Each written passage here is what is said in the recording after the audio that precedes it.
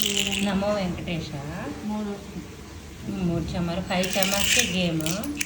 అమ్మ గురించి ఒక చిన్న మాట. అమ్మ పెళ్ళై నేను అత్తగారింటికి వచ్చేసిన తర్వాత ఇంటి అందరికీ వండి పెట్టిన తర్వాత నా గురించి నేను కంచంలో పెట్టుకొని తిన్నప్పుడు నాకు అమ్మ గుర్తొస్తుంది. ఎందుకంటే కంచంలో పెట్టేది అమ్మే నాకు పెట్టేది. అప్పుడు అమ్మ గుర్తొస్తుంది.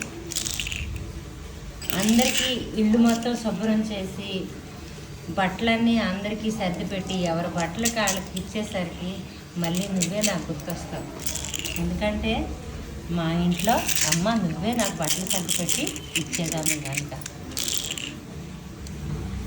ఎవరికైనా ఏదైనా కోపం అయితే అమ్మగా సర్ది పెట్టే బాధ్యత నాది కాబట్టి నా మీద ఎవరి కోపమైనా నేను ఊరుకుంటాను.